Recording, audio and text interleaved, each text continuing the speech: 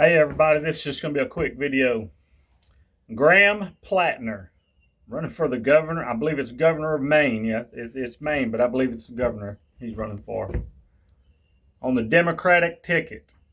I'm going to just show you how bad these Democrats are and what they're doing and show y'all a pattern of how bad and disastrous they are.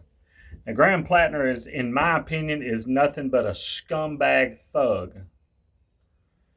All the different things he's done, and y'all look him up and see what he's done. He has a Nazi tattoo on him, for one, and here they try to call Donald Trump a Nazi, and of course he's not, but this guy actually has a Nazi tattoo. Nevertheless, he has been accused of raping a woman. I was just watching Fox News there. It was Jesse Waters, but I believe it was Hurt, whatever that guy's name is, Hurt. He was on there doing this story about this. The man running for governor of Maine came to, apparently this was a girlfriend or ex-girlfriend's house, got inside her house. How he got inside, I don't know, but got inside her house, and they called it breaking and entering, is what they called it. Came to her. She was telling him no, she wants nothing to do with him. She said he was very drunk, forcing himself on her, and then did force himself on her against her will. Now, you look at all the other accusations against this guy. Very, very serious accusations. It's not that, well, he might have been drinking when he left the party and run a red light. No, that ain't the accusation that's been made. Accusation's been made he's beat women and he's raped women. And the Democrats are putting him in office, or trying to put him in office. The minute you found that this guy was this kind of a person, he should have been tossed out and not allowed to run for any damn thing other than the prison yard queen is the only thing he should have been able to run for. Should have locked his ass up. But this just goes to show you a pattern of the Democrats and how bad they are. And let me throw something else in here. Now, I've been doing research on this, okay? And I know a lot of people say, well, I've asked AI, and AI said it was wrong. Well, AI is dumb as a rock right now, to be honest. But in California, they have actually passed a law. Now, ladies, y'all probably not going to want to hear this, some of you. I'm sure nobody wants to hear it, what I'm fixing to say, but I'm just going to say what it is. There's no way to say it other than say it. I'll be as good about the language I use as I can. But California actually passed a law that gives judges the right for discrepancy on what I'm fixing to tell you. It gives them the opportunity to say, well, I don't think this was that bad, so I'm going to give you a lesser sentence, or I'm going to this, or I'm going to that, okay? But they passed a law to where if you, as an adult, are having oral or anal sex with a child that said you could, then it's up to the judge as to what your sentence is. He could give you probation. Y'all, I wish I just made that up. I really wish I did. I don't know how many reports I've read about this that's going on out there. It's sickening.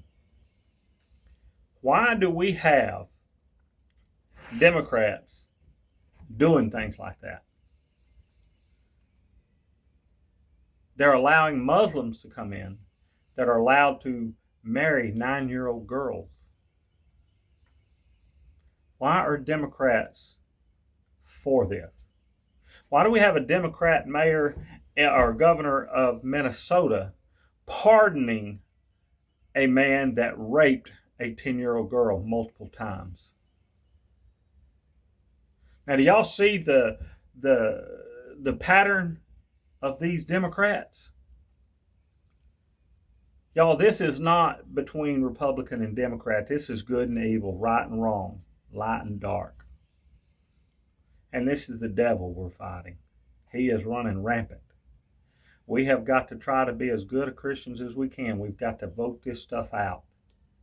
We've got to get them out of office. I really look forward to the day that I can get on here and make a video and go, you know what, y'all? The Democrats ain't done nothing stupid today, so I'm going to talk about a really nice story. Just tell you a nice story about something. I so look forward to that day. But November's coming up.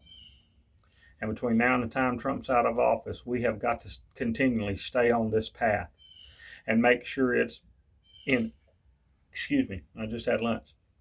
Make sure it's in everybody's mind, the facts of these Democrats and how bad they actually are for us as Americans. And you know, this younger generation that we got come up, that's been coming up since Obama was in office, that actually have no clue of nothing but the phone in their hand. They have no clue of anything else, and they are following these socialists, and these socialists are using them to get their votes. That generation we have got to start talking to. Every one of us needs to find these young folks and talk to them and tell them the truth about what's really going on, and continue telling them the truth about what's really going on. See, they don't understand that the socialists are just using them. They don't care about them. The Democrats are using them. They don't care about them. Why do you think all of a sudden all this LGBTQ and all this stuff became so popular when Obama got in office? Because they knew we can't try to convince people in America that have common sense of the lies we're about to tell. So we need to try to get somebody on our side. So what can we do? We go to everybody that's suffering from mental illness. And that's what all that is, in a sense, is mental illness. And so they started targeting these people. And then they started taking everything out of school, prayer and everything else out of school, and putting drag queens in there and talking to children and everything else. So now that we got a generation that come up that is, y'all think Kamala Harris is crazy when she starts these word salads? The generation we have coming up now, they know nothing. If it's not on that phone, they know nothing. I heard a teacher tell me the other day, I was watching a thing, a teacher was talking about a student came up and asked her what was the first month of the year. Let me repeat that.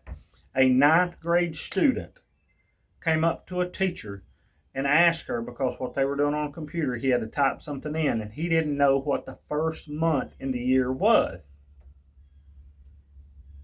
And she said, "Are you serious?" See, these kids aren't being taught anything. All they know how to do is to take a phone and answer a question on a survey on a phone. Or if you put a big enough piece of paper in front of them with everything wrote on it, step 1, that means the first thing you do this first. Step 2, that means the second thing you do. Now do this second.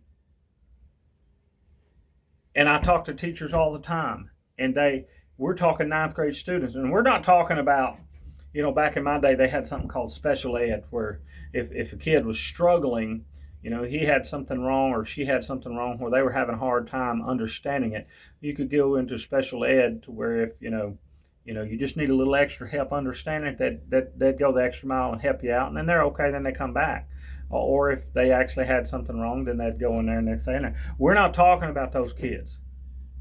We're talking about children that should have a pretty high IQ. And they're dumb as rocks. So this is what the Democrats have done.